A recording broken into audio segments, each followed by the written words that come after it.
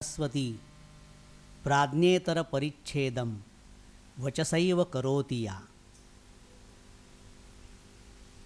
आजच्या ह्या कार्यक्रमामध्ये उपस्थित असलेले संस्थेचे आधारस्तंभ माननीय डॉक्टर नानासाहेब देशपांडे आणि माननीय सौआई, ह्या कार्यक्रमाच्या अध्यक्षा प्रख्यात संस्कृतच्या विदुषी डॉक्टर सरोजा भाटे, डॉक्टर वर्षा देवकर, ह्या अंकाचे अतिथी संपादक आणि माझे मित्र डॉक्टर रवींद्र मुळे, सभागृहामध्ये उपस्थित असलेले वेदमूर्ती पंडित कौतोडेकर गुरुजी, पंडित दंडगे गुरुजी, डॉक्टर धर्माधिकारी सर, माझे सहकारी आणि मित्र हो. आजच्या ह्या कार्यक्रमामध्ये मला प्रमुख अतिथी म्हणून आपण जे काही बोलावलं त्याबद्दल मी सुरुवातीलाच आपले आभार मानतो, कारण नंतर बोलण्याच्या ओघात मी ते विसरून जाऊ शकतो. पुष्कळ काळापासून माझी अशी एक वाईट सवय आहे की मुद्दे जे काही असतात भाषणाचे ते लिहून घ्यायचे, कदाचित डोक्यात ठेवायचे. बोलायला सुरुवात झाल्यानंतर ते मुद्दे सगळेच्या सगळे येतात असं नाही, वेगळेही काही येऊ शकतात. त्यामुळे ह्या काही औपचारिक गोष्टी असतात त्या राहूनही जातात, म्हणून ते अगोदरच मी सांगितलं. आणि मला या ठिकाणी उपस्थित राहायला फार आनंद झाला, कारण गेली काही वर्ष मी अगदीच एका वेगळ्या विषयात काम करतो. वाराणसीला जवळ सारनाथ, ज्या ठिकाणी भगवान बुद्धांनी आपलं पहिलं प्रवचन दिलं, धर्मचक्र प्रवर्तन केलं, त्या ठिकाणी एक अतिशय चांगलं विद्यापीठ आहे. Central institute of higher Tibetan studies असं त्याचं नाव होतं, आता central university of Tibetan studies असं झालेलं आहे. त्या ठिकाणी संस्कृत, बौद्ध वाङ्मय आणि तिबेटी वाङ्मयासंबंधीच्या फार मोठ्या एका प्रकल्पाचं मी काम तिथे करतो, प्रधान संपादक म्हणून. आणि त्यामुळे वेदासंबंधीच्या अभ्यास आणि त्याच्यासंबंधीचे कार्यक्रम याच्यापासून काही काळ कधीकधी मी दूर जातो. या निमित्ताने पुन्हा त्याकडे वळायला मला माझे मित्र डॉक्टर मुळे यांनी भाग पाडलं, त्याबद्दल मी त्यांना अगोदरच धन्यवाद देतो. वेदासंबंधी मी फार काही बोलावं अशी स्थिती नाही. त्याच्यासंबंधी आपणा सर्वांना बरीच माहिती आहे. आणि आत्ताच ज्या काही अवलोकन ह्या अंकाचं प्रकाशन झाले, ऋग्वेद दर्शन, यामधल्या विविध विषयांवरच्या लेखांमधून ऋग्वेदासंबंधी जी काही माहिती हवी ती बरीचशी माहिती त्यातून मिळते. त्या सगळ्याच्या सगळे लेख मला वाचता आले नाहीत, मी थोडेसे चाळले आणि मला फार आनंद झाला की अतिशय सोप्या भाषेमध्ये, थोडक्यामध्ये, फार कुठे क्लिष्टता येऊ न देता या माझ्या सहकाऱ्यांनी, मित्रांनी फार चांगले लेख लिहिलेले आहेत. डॉक्टर मुळे यांनी मलाही लिहायला सांगितला, पण तेवढ्या अवधीत मला ते करता आलं नाही. तेव्हा ती आता उणीव थोडंसं बोलून मी पुरी करू इच्छितो. वेद हा या विषयासंबंधी जेवढे काही समज आणि अपसमज आहेत ते फारच थोड्या इतर विषयांसंबंधी असतील. वेद हा भारतीयांच्या जिव्हाळ्याचा विषय गेली हजारो वर्षे आहे. आणि भारतीय असं म्हणताना मी केवळ वैदिक परंपरेमधले आणि वैदिक परंपरेचे अभिमानी एवढंच मला अभिप्रेत नाही, तर भारतीयांमध्ये वेदावर प्रेम करणारे, वेदाचे अनुयायी, वेदाच्या परंपरेमधले लोक आणि वेदविरोधी लोक, ह्या सगळ्यांच्या बाबतीत वेद हा अतिशय महत्त्वाचा विषय.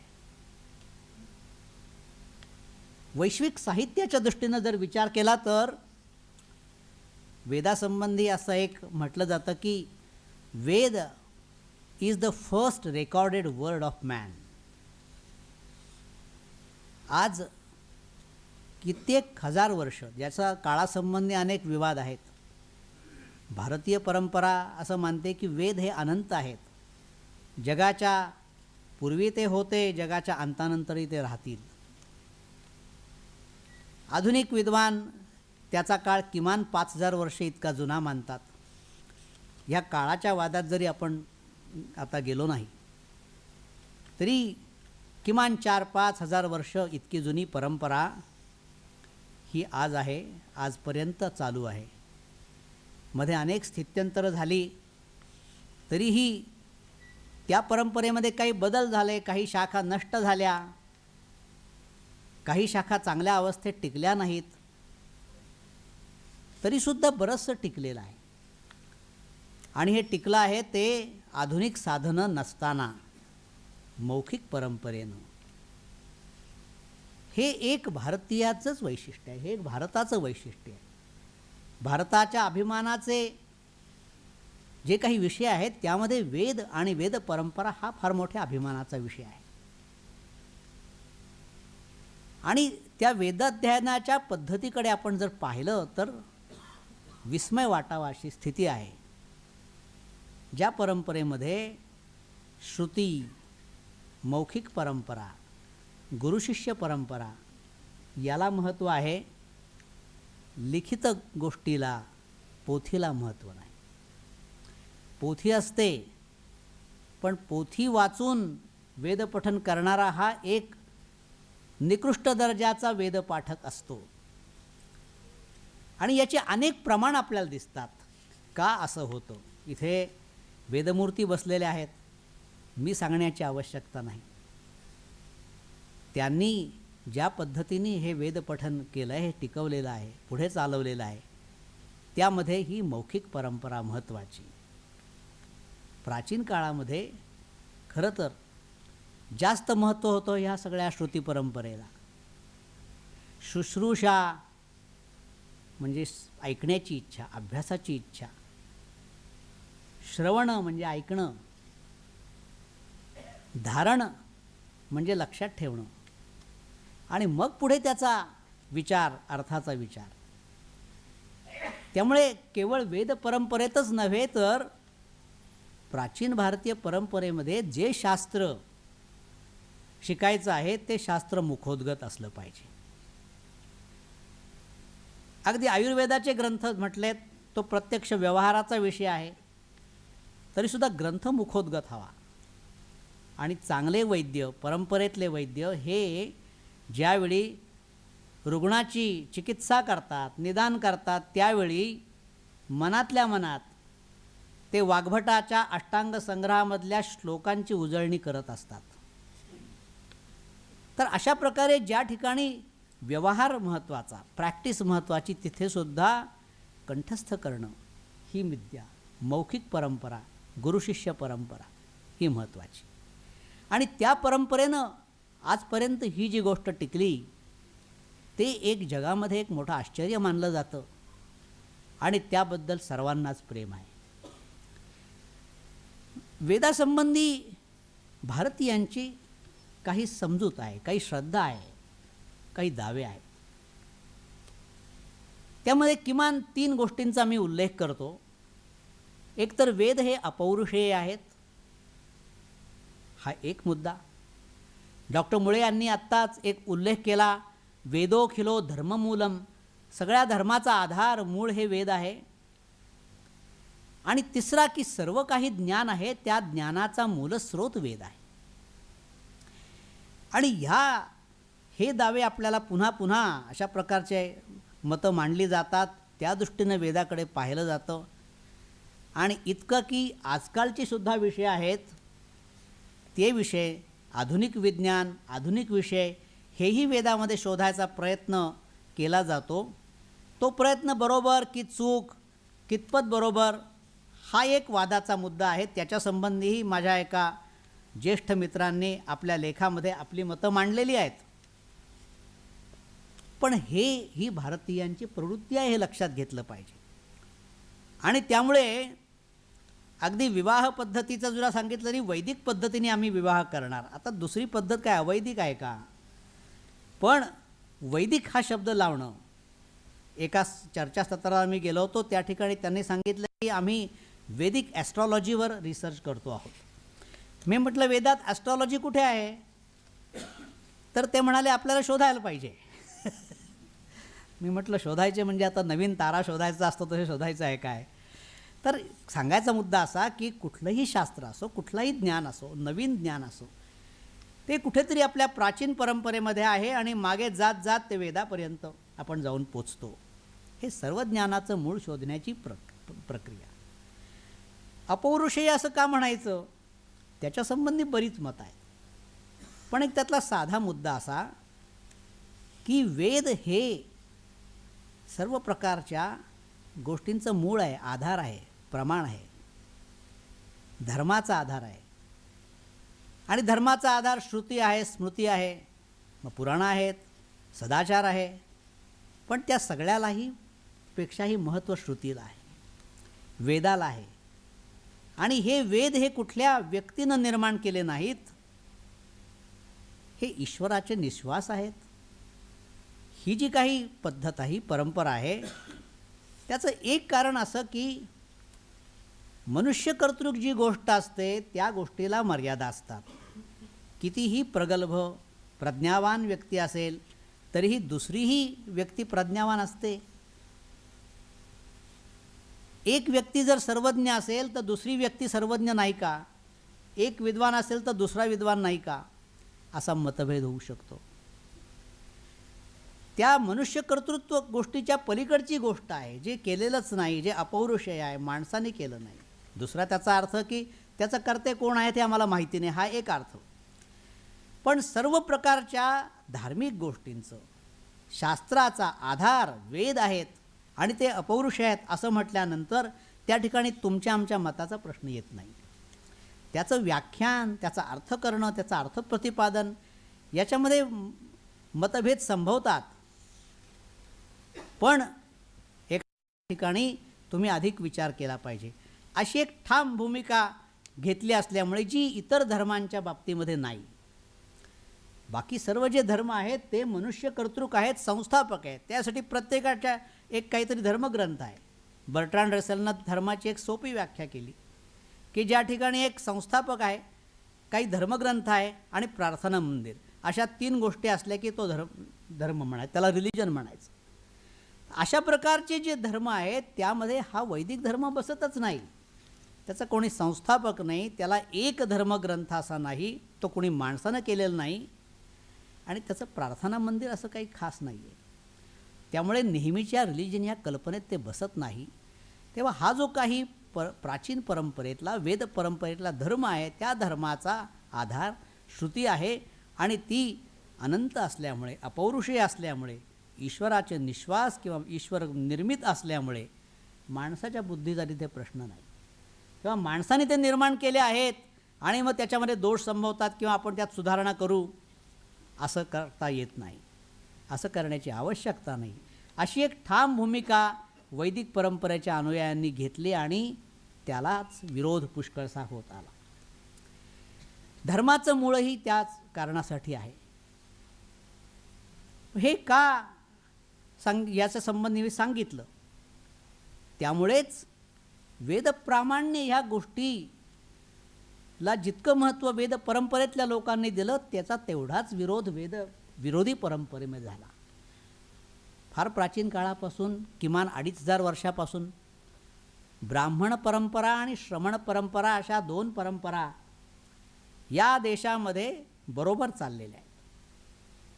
त्यांच्यामध्ये काही प्रकारे आदानप्रदान झालेलं आहे, परस्पर विरोध झालेला आहे, खंडनमंडन झालेलं आहे, ते आजही चाललेलं आहे. त्यामुळे वेद परंपरेच्या अनुयायांनी वेदाला जेवढं महत्त्व दिलं तेवढंच महत्त्व विरोध करणाऱ्यांनीही दिलं. वेदाला विरोध, वेद परंपरेला विरोध. त्यामध्ये मुख्यतः होते चार्वाक, जैन आणि बौद्ध. चार्वाकांनी तर असं सांगितलं की वेदाचे कर्ते म्हणजे जे काही आहेत ना, म्हणजे कोणीतरी केलेलंच आहे, तयार केलेलं आहे, हे धूर्त लोक आहेत, लबाड लोक आहेत. त्रयो वेदस्य कर्तारो भंड धूर्त निशाचरा, अशा प्रकारचे अनेक श्लोक सापडतात. वेदाची निंदा करायची. कारण वेद परंपरा, वेद प्रामाण्य ह्या गोष्टीला भारतात खूपच महत्त्व होतं. आणि म्हणून जैनांनी विरोध केला, बौद्धांनी विरोध केला. गेली काही वर्ष मी बौद्ध वाङ्मयाचा अभ्यास करतो, संशोधन करतो आहे. फार गमतीजमती सापडतात. म्हणजे भगवान बुद्धांनी वेद परंपरेला विरोध केला, वेद प्रामाण्याला विरोध केला. त्याने असं सांगितलं की कुठल्याही आमका आमका गोष्ट कुणीतरी सांगताय म्हणून मानायचं नाही, तर ते बरोबर आहे का नाही हे तपासून पाहायला पाहिजे. आता तपासून पाहणं ही गोष्ट वेदाच्या बाबतीत संभवत नाही. ते अपौरुषे आहेत, त्याच्यामध्ये काही दोष नाही. याच गोष्टीला त्यानं विरोध केला.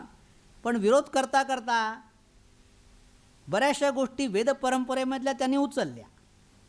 कारण लोकांना ती परंपरा माहिती आहे, ती परिभाषा माहिती आहे. कारण बौद्धांपूर्वी, बौद्ध धर्मापूर्वी ही वेद परंपराच होती, त्याच्याबरोबर होती, नंतरही चालत राहिली. तेव्हा त्यातल्याच गोष्टी घेतल्या. यज्ञासंबंधीचं एक त्यांनी स्वतःचे मत सांगितलं. डॉक्टर धर्माधिकारी इथे बसले, त्यांनी एक फार चांगला निबंध लिहिला आहे, बौद्ध भगवान बुद्धाची यज्ञासंबंधीची कल्पना. तेव्हा त्यांनी ह्या गोष्टी घेतल्या. त्रैविद्य असा एक शब्द घेतला त्यांनी, पण त्रैविद्य म्हणजे 3 वेदांचे अनुयायी किंवा अभ्यासक असा अर्थ नसून त्यांनी वेगळेच 3 विद्या सांगितल्या. सांगायचा मुद्दा असा की बौद्धांनी बऱ्याच वेळा या वेदातल्या कल्पना घेतल्या, शब्द घेतले आणि ते आपले म्हणून सांगितले. पुढे पुढे तर असं झालं की आपण वाचतो आहोत ग्रंथ, तो बौद्ध ग्रंथ आहे का वैदिक ग्रंथ आहे कळत नाही. इतकं साम्य आहे पुढच्या तांत्रिक ग्रंथांच्यामध्ये. त्यामध्ये होम आहे, मंत्र आहे, ध्यानधारणा आहेत, वैदिक देवतासुद्धा आहेत, पौराणिक देवता आहेत, होमकुंड आहेत, समिधा आहेत, ह्या सगळ्या गोष्टी आहेत.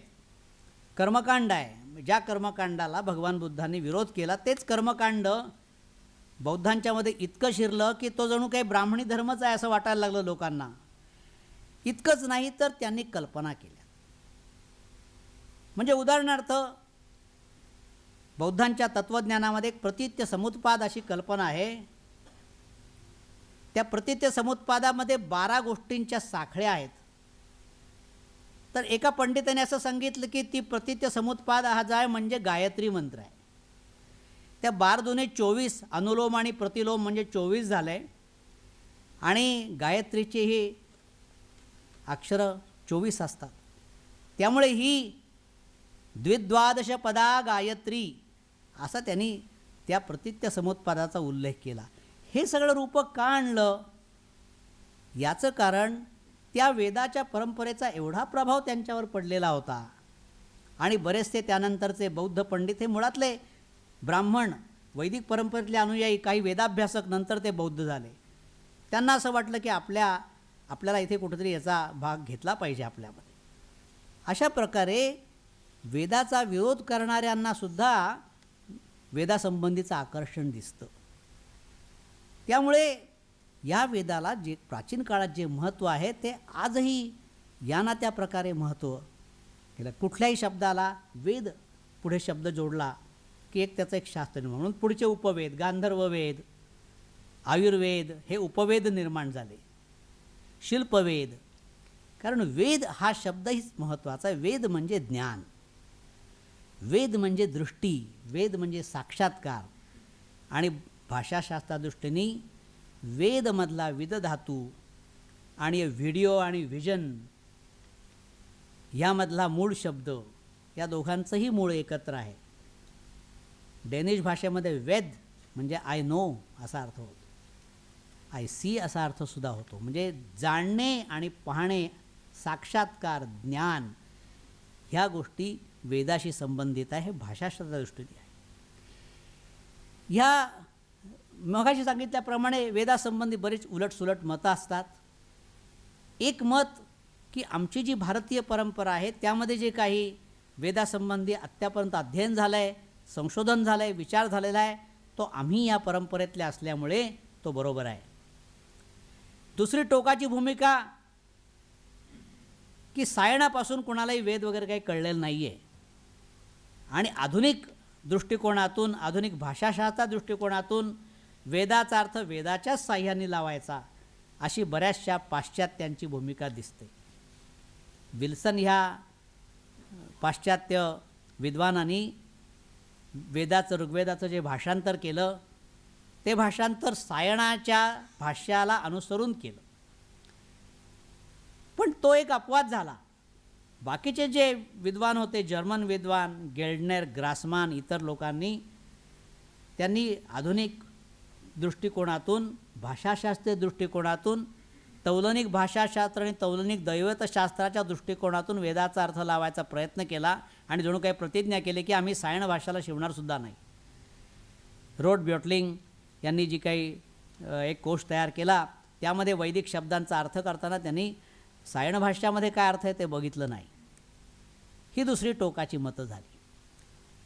पण वेदाचा अभ्यास करण्याच्या अनेक पद्धतींमध्ये ही एक पद्धत महत्त्वाची आहे आणि आम्ही सायणाचार्यांच्या खांद्यावरच उभे राहून वेदाकडे पाहतो आहोत, तेव्हा त्याचं महत्त्व कमी लेखणं बरोबर नाही. हे शक्य आहे आधुनिक दृष्टीने विचार केला तर की सायण भाष्यामध्ये आणि मूळ वेदाची निर्मिती झाली आणि संहितीकरण झालं, त्याच्यामध्ये खूप बरीच वर्ष, काही हजार वर्ष गेली आहेत आणि कदाचित ते संपूर्ण त्या पद्धतीने माहिती नसेल, पण तरीसुद्धा एक परंपरेचा धागा आहेच ना. त्यांनी काही कल्पनेतून सगळं काढलेलं नाही आहे. तेव्हा ही परंपरा ही महत्त्वाची आहे आणि या दृष्टिकोनातून दोन्ही टोकाला न जाता एक समन्वयाची भूमिका घेणं हे अत्यंत महत्त्वाचं असतं, जे चांगले संशोधक करतात. अजून एक गोष्ट अशी की वेदाचं अध्ययन हे पाश्चात्यांनी केलं ते केवळ ज्ञानजिज्ञासेनं केलं, हे बरोबर आहे. बऱ्याचशा प्रमाणामध्ये बरेचसे जर्मन जे काही विद्वान आहेत त्यांनी वेदाचा किंवा भारतीय संस्कृतीचा, भारतीय साहित्याचा अभ्यास केला, तो जिज्ञासेच्या पोटी केला. म्हणजे इंग्रज, फ्रेंच, डच हे जे काही विद्वान आहेत त्यांच्या इथे कॉलनीज होत्या. भारतामध्ये ते आले, त्यांचे काही हे जे परकीय लोक आले त्यांचे 3 उद्देश होते. एक साम्राज्य, पहिला व्यापार, साम्राज्य आणि नंतर मग त्यातल्या धर्माचा वगैरे अभ्यास. पण जर्मन विद्वान ज्यांचं कुठे भारतामध्ये कॉलनी वगैरे नव्हती, त्यांनी जो काही वेदाचा अभ्यास केला आहे, भारतीय साहित्याचा अभ्यास केला, तो बराचसा शुद्ध ज्ञान जिज्ञासे पोटी केला आणि फार मोठं काम केलेलं आहे त्यांनी. ते वाखाणण्यासारखं आहे. पण त्याचा अर्थ भारतीय विद्वानांनी जे काही केलं आहे ते सगळं चुकीचं आहे किंवा पूर्वग्रह दूषित पद्धतीने केलं आहे किंवा निष्कारणम केलं नाही असं नाही. निष्कारणम हा जो शब्द मी आत्ता वापरला, ब्राह्मणेन निष्कारणम षडंगो वेदः धर्मः अध्येतव्यः ज्ञेयश्च, हे का म्हटलं की वेदाच्या अभ्यासासंबंधी हे वेदमूर्ती बसलेले आहेत, त्यांचा तो अनुभव आहे आणि आम्ही पाहिलं आहे. दंडगे गुरुजी 40 वर्षापूर्वी टिळक विद्यापीठामध्ये पंडित किंडवडे गुरुजींच्याकडे वेद शिकत होते. त्यावेळी मीही तरुण होतो, तेही तरुण होते आणि त्यांचं वेदाध्ययन मी प्रत्यक्ष पाहिलेलं आहे. वेद शिकणं म्हणजे काही चेष्टा नाही आहे.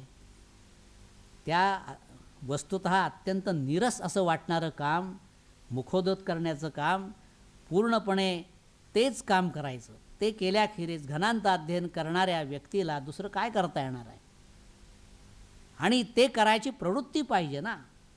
मला एक आठवतं, बऱ्याच वर्षापूर्वी वाचलं मी, विनोबांना कोणीतरी विचारलं की तुमचं वेदाच्या अध्ययनासंबंधी काय मत आहे, कोणी शिकावं कोणी शिकू नये. ते म्हणाले कोणीही शिकावं, माझ्याकडे कोणीही यावं, मी वेद शिकवायला तयार आहे. त्यानंतर ते म्हणाले आज अनेक वर्ष झाली माझ्याकडे कोणीही आलेलं नाही.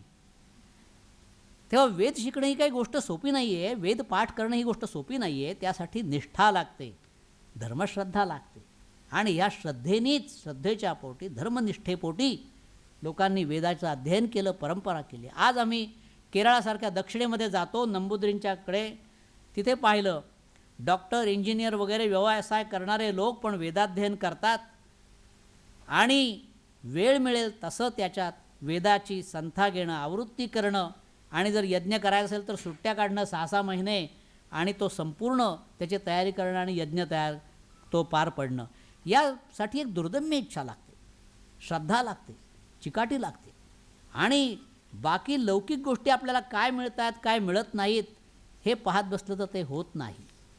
म्हणूनच हे सांगितले. आणि तशाच पद्धतीचे विद्वान भारतामध्ये होऊन गेले. सगळ्यांना काही मिळालं नाही. फार मोठं उदाहरण आपल्या समोर आहे पंडित सातवळेकरांचं. पंडित सातवळेकरांच्या प्रेरणा काय होत्या? त्यांना काही मिळवायचं होतं का त्यातून? सगळा आतबट्ट्याचा व्यवहार होता. त्यांना कोणी काही फार मोठ्या देणग्या, आज बऱ्याचशा प्रोजेक्ट्सना सरकार ग्रँट देतं, बाकीच्या गोष्टी ग्रँट मिळतात, त्या ग्रँटनी काय काम होतं हा एक मोठाच संशोधनाचा विषय आहे. एका व्यक्तीनं आपल्या आयुष्यात 100च्या पुढे 103 वर्षापर्यंत जे काम केलं, त्या कामाची दखल किती लोकांनी घेतली भारताबाहेरच्या? एका परदेशामधल्या कॉन्फरन्समध्ये मी सातवळेकरांच्या संबंधी उल्लेख केला, त्यांच्या संपूर्ण कामासंबंधी.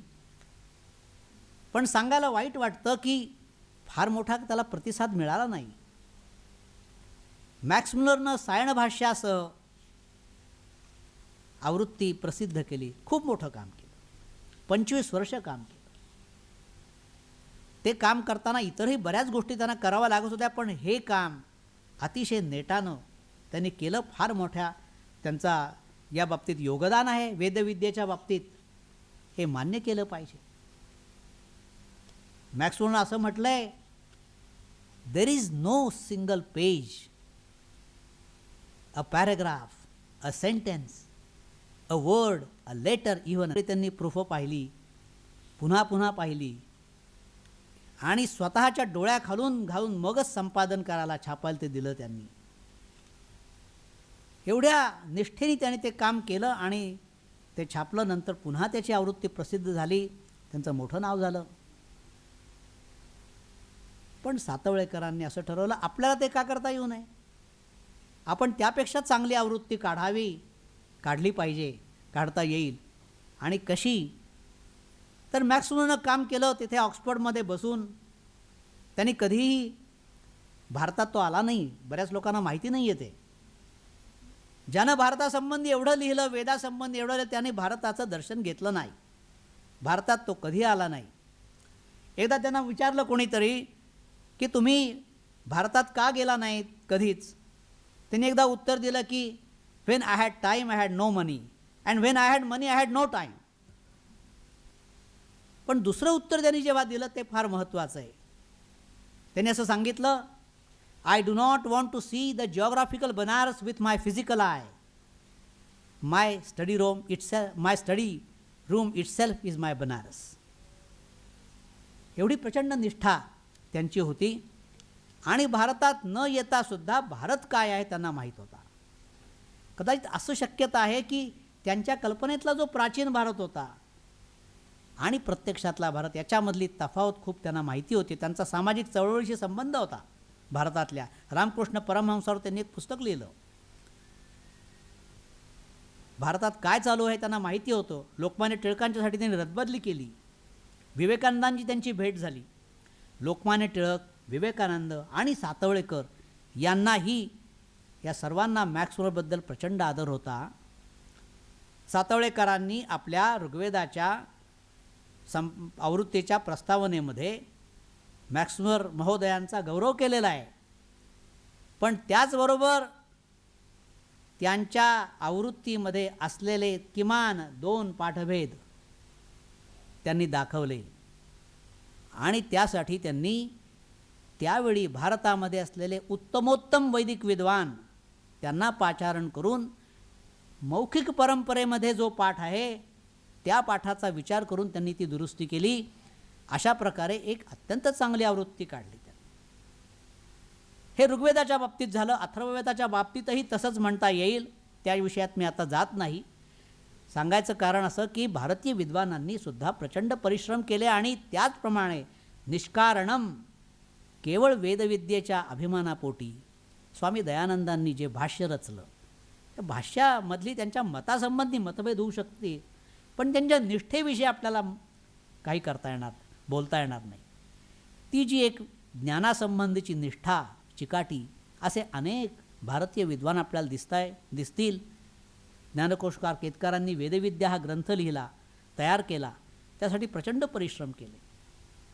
लोकमान्य टिळकांनी वेदासंबंधी संशोधन केलं. हे जे सगळे लोक आहेत, नंतरच्या आर्य समाजी परंपरेमधले धर्मनिष्ठ लोक, पण त्यांनी त्या निष्ठेपोटी वेदाचा अभ्यास केला, खूप काम केलेलं आहे. आणि त्या सायण भाष्याच्या आवृत्तीची पुन्हा जी आवृत्ती वैदिक संशोधन मंडळामध्ये झाली, आज डॉक्टर धर्माधिकारी इथे आहेत, त्यांनी ते प्रत्यक्ष पाहिलं आहे. पंडित सोनटक्के, डॉक्टर काशीकर यांनी प्रचंड परिश्रम करून त्याची नवी आवृत्ती जी काढली, तेही फार मोठं काम आहे. ह्या सगळ्या लोकांना काय मिळवायचं होतं, काय मिळालं? सरांना माहिती आहे वैदिक संशोधन मंडळात किती पगार मिळत होता. डॉक्टर काशीकर एकदा मला म्हणाले, मी त्यांचा विद्यार्थी आहे, माझं भाग्य समजतो, पण त्यांच्या इतकं मला काम काही करता आलेलं नाही आहे. ते स्वातंत्र्य चळवळी, ते राष्ट्रीय शिक्षणामधले, ते म्हणाले जे स्वातंत्र्य चळवळीत गेले, ज्याने आंदोलनात भाग घेतला, चले जावमध्ये भाग घेतला, जे तुरुंगात गेले ते स्वातंत्र्य सैनिक झाले, पण जे राष्ट्रीय शिक्षणाला ज्यांनी वाहून घेतलं त्यांना काय मिळालं? या राष्ट्रीय शिक्षणाच्या परंपरेमधल्या लोकांचा सुद्धा जी भारतीयासंबंधीची अस्मिता, जी काय त्यांची निष्ठा, त्यातून आलेला वेदाध्ययनाचा भाग, त्यातूनच वैदिक संशोधन मंडळाची स्थापना झालेली आहे. आणि फार मोठं काम त्या संस्थेने केलं. होशियारपूरच्या संस्थेने मोठं काम केलं आणि त्यातल्या विद्वानांनी केलेलं आहे. तेव्हा हे सगळं आपण पाहिलं तर भारतामध्येही हजारो वर्षापासून वेदाच्या प्रेमापोटी, निष्ठेपोटी फार लोकांनी मोठं काम, चांगलं काम केलेलं आहे. त्या कामाचं मूल्यमापन करण्याचा मला तरी अधिकार नाही. करतात लोक, त्यासंबंधी चांगलं वाईट बोलता असतील, मतभेद असू शकतील, पण त्या कामाचं महत्त्व आपल्याला निश्चित मानलं पाहिजे.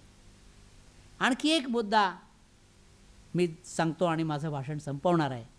मगाशी मी जो उल्लेख केला वेदपठन पद्धतीचा, यासंबंधी सुद्धा पुष्कळ काम केलं आहे. पाश्चात्य विद्वानांनी केलं आणि इथल्याही लोकांनी केलेलं आहे. बऱ्याचशा वेदाचं ध्वनिमुद्रण झालेलं आहे. आत्ताच माझा परिचय करून देताना त्यांनी उल्लेख केला, ते वेदाचं ध्वनिमुद्रण 83-84 सालाच्या सुमाराला डेन्मार्क सरकारच्या एका विशेष अनुदानातून झालं आणि वेदाच्या 6 शाखांच्याचं जेवढं करता आलं तेवढं संपूर्ण मुद्रण केलेलं आहे, ध्वनिमुद्रण केलेलं आहे. आणि आज त्या सगळ्याचा सेट वेदशास्त्रोत्तेजक सभेमध्ये तिथे ठेवलेला आहे. त्याच्यापूर्वीही लोकांनी केलं आहे, तिरुपतीला आणि इतरत्रही वेदाचं ध्वनिमुद्रण केलेलं आहे. कारण हे जे काही मौखिक परंपरेनं आलेलं आहे ते जतन करून ठेवलं पाहिजे. एक भीती मध्यंतरी अशी वाटत होते की आता हे सगळं नष्ट होणार आहे. 75 साली पांजाळ ह्या केरळमधल्या खेडेगावामध्ये एक मोठा यज्ञ झाला, जो परदेशी लोकांनी आयोजित केला होता. त्याला मी गेलो होतो, डॉक्टर काशीकरांच्या बरोबर आम्ही काही लोक गेलो होतो. त्यावेळी अशी एक लोकांची कल्पना होती की हा जो काय मोठा यज्ञ झाला आहे तो शेवटचा, यानंतर आता फार होणार नाही. स्थिती उलट आहे. त्यानंतरही यज्ञ चालू राहिले, आजही होत आहेत, किंवा मधल्या कालखंड सोडला तर वाढत आहेत. हे कितपत शास्त्रीय पद्धतीने होत आहेत वगैरे यासंबंधी चर्चा होऊ शकते, पण वस्तुस्थिती ही आहे की होत आहे. तसंच वेद परंपरेसंबंधी सांगता येईल. मधल्या काही काळामध्ये वेदपठनाच्या परंपरेचा जवळजवळ कमी उतरती काळा लागली होती, पण आज एक चांगलं चित्र दिसतं आहे. आज तरुण वयाचे चांगले घनांत अध्ययन ऋग्वेदाचं केलेले अनेक महाराष्ट्रामध्येच आपल्याला दिसत आहेत. वेदमूर्ती यजुर्वेदाचे आहेत. अथर्ववेदाचा जवळजवळ एकही मध्ये शिल्लक नव्हता, वेदमूर्ती पंडित नव्हते. आज किमान 12-15 लोक तरी संहिता पाठ करणारे आहेत. कस्तुरे, पंडित कस्तुरे शास्त्री यांनी संस्था स्थापन केली 4ही वेदांच्या अध्ययनासाठी. त्यानंतर पंडित किशोरजी व्यास यांनीही प्रयत्न केला. त्याच्यापूर्वी कांची कामकोटी पीठानं पुष्कळ प्रयत्न केला ही परंपरा जतन व्हावी, त्याचं संवर्धन व्हावं, आणि अनेक वेद पाठशाळांना त्यांनी देणगी दिली. आजही ते काम चालू आहे. आणि आज भारतामध्ये, महाराष्ट्रात, इतरत्रही वेदपठनाची परंपरा जिवंत आहे, उलट काही वाढलेली आहे. मी अथर्ववेदाचं उदाहरण दिलं आपल्याला. कोणीही नव्हतं. शंकर पांडुरंग पंडितांनी ज्यावेळी अथर्ववेदाचं संपादन केलं त्यावेळी फार थोडे लोक त्यांना, ज्यांनी पुष्कळ अध्ययन केलं होतं, चांगल्या प्रकारे मिळाले. आज ते त्या परंपरेतले नाहीत, ते वैदिक अथर्ववेदी जन्मानं नाहीत, पण तरीही त्यांनी संहितेचा अभ्यास केला आहे. वाराणसीची परंपरा आपल्याला तशीच दिसते. ही गोष्ट आपण नोंद घेण्यासारखी आहे. तर हे आज वेदपठनाच्या परंपरेचं रेकॉर्डिंग करणं, त्याच्या संबंधीचं संशोधन करणं, हे कामही पाश्चात्य विद्वानांनी केलेलं आहे. ते आज चालू आहे. आणि त्या संदर्भामध्ये आणखी एक महत्त्वाची गोष्ट सांगून मी थांबवतो की गुरगावला एक ब्रेन टेस्टिंग सेंटर आहे. त्या सेंटरच्या सहकार्याने काही पाश्चात्य विद्वानांनी वेदपठन करणाऱ्या वेदमूर्तींच्या मेंदूची चाचणी म्हणजे वाईट अर्थानं नाही, चांगल्या अर्थानं करण्याचा एक प्रयत्न केलेला आहे. आणि त्यांना अजून त्याचे आता सुरुवातच झाली आहे. त्याचे निष्कर्ष काय होणार आहेत ते माहिती नाही, पण त्यांना कुतूहल असं आहे की जे जन्मभर वेदपठन करत आहेत त्यांच्या मेंदूमध्ये आणि सामान्य माणसाच्या मेंदूमध्ये काही फरक आहे का, आणि तो आहे असे त्यांना दिसतं आहे. त्यानंतर पुढचे टप्पे की वेदपठन करताना मेंदूच्या कुठल्या कुठल्या केंद्रामध्ये काय काय होत आहे. हा एक भाग आहे, याचा वेदपठनाच्या रेकॉर्डिंगशी संबंध नाही आहे. पण सांगायचं कारण असे की वेदाच्या संबंधी आणखी एक गोष्ट लोकांना शास्त्रीय पद्धतीने तपासून पाहणं महत्त्वाचं वाटतं की आज मेंदूची जी काही आश्चर्यकारक कामगिरी आहे त्यामध्ये मेमरी, वैदिक पठनानं निर्माण झालेली स्मृती, या स्मृतीच्या अभ्यासासंबंधीचं संशोधन चालू आहे आणि त्यासंबंधीचे निष्कर्ष काही वर्षामध्ये आपल्याला पाहायला मिळतील. सांगायचं तात्पर्य असं की वेद ही गोष्ट पूर्वीही महत्त्वाची होती, आजही आहे आणि पुढेही त्याला महत्त्व राहील. या दृष्टीनं या संस्थेनं लोकांना कळावं, त्यांना माहिती व्हावी म्हणून हा जो काही अंक प्रकाशित केला आहे ही फार मोठी कामगिरी आहे. सातवळेकरांनी जन्मभर आपल्या संस्थेतर्फे अनेक त्यांच्या पुरुषार्थ मासिकात आणि छोटी छोटी पुस्तकं त्यांनी लिहिली आणि वेदाचा अर्थ, वेदाचं महत्त्व हे त्यांच्या दृष्टीने जे काही होतं ते सांगितलं. सांगायचं कारण असं की माझा वेदाशी जो संबंध आला पहिल्यांदा तो सातवळेकरांच्या पुस्तकांमुळे आला. मी अगदी लहान होतो. माझे आजोबा हे पुरुषार्थ मासिकाचे वर्गणीदार आणि सातवळेकरांच्याबद्दल त्यांना फार आदर. सातवळेकरांची भगवद्गीतेवरची टीका ते वाचत असत, माझ्याकडनं वाचून घेत असत. आणि मला ते म्हणाले लहानपणीच की तू संस्कृत घे, MA हो, वेद घेऊन MA PhD हो आणि जर्मनीला जा. मला सांगायला आनंद वाटतो की त्यांचे शब्द म्हणा, मला आवड म्हणा, मी वेद घेऊन MA PhD झालो आणि त्यांच्या इच्छेप्रमाणे जर्मनीलाही जाऊन आलो. त्या काळामध्ये मी संस्कृत शिकू नये, वेदाकडे अजिबात वळू नये असं माझे काही ज्येष्ठ मित्र मला सांगत असत, संस्कृतमधलेच. तेव्हा मी माझ्या आजोबांना असा प्रश्न केला की अण्णा म्हणायचो की हे असं आमचे सगळे लोक म्हणत आहेत की काही संस्कृत वगैरे शिकून उपयोग नाही, नोकरी बिकरी मिळत नाही, तर काय करायचं. त्यांनी मला शांतपणे सांगितलं काही करायचं नाही, तू ठरवले ते कर. आणि एक अतिशय महत्त्वाचं वाक्य सांगितलं की ज्यानं चोच दिली तोच चारा देईल. मला सांगायला आनंद वाटतो की मला चाऱ्याची कधी कमतरता पडली नाही. वेद हे माझ्या स्वतःचा जिव्हाळ्याचा विषय आहे. जेव्हा मी बौद्ध तत्त्वज्ञानाच्या अभ्यासाकडे वळलो तेव्हा लोकांनी मला विचारलं की काय वेद सोडून दिले का. मी म्हटलं की सोडले नाहीत. वेद हॅज बीन माय फर्स्ट लव आणि ते कायमच राहील. त्याचं कारण असं आहे अभ्यासाचं, माझं एक प्रांजळ मत इतके वर्षाच्या अभ्यासाने झालं आहे की वेदाच्या परंपरेचा अभ्यास केल्याखेरीज नंतरच्या काळातल्या बौद्ध धर्म कळणार नाही आणि बौद्ध परंपरेचा अभ्यास केल्याखेरीज पुढच्या भारतीय धर्म, हिंदू धर्म कळणार नाही. आणि हे सगळं कळण्यासाठी भारतीय संस्कृती, भारतीय धर्म, भारतीय परंपरा हे सगळं कळण्यासाठी वेदाचा अभ्यास अत्यंत आवश्यक आहे आणि तो केला पाहिजे. प्रत्येक भारतीयानं वेदाच्या संबंधीची माहिती घेतली पाहिजे. किमान 4 वेद काय आहेत, त्यांचे विषय काय आहेत, त्याच्यामधली सूक्त काय आहेत, त्यातले मंत्र काय. एक काव्य म्हणून, सुंदर विचार म्हणून म्हणूनही वेदाला महत्त्व आहे. यासंबंधी काही उत्तम निबंध त्यामध्ये आपल्याला सापडतील. अशा प्रकारे आपण सर्वांनी वेदावर प्रेम करावं, वेदाचा अभ्यास करावा आणि आपल्या परंपरेचा अभिमान बाळगावा असं मी सांगेन. असं आपल्याला नम्रपणे सांगून मी माझं भाषण पुरं करतो.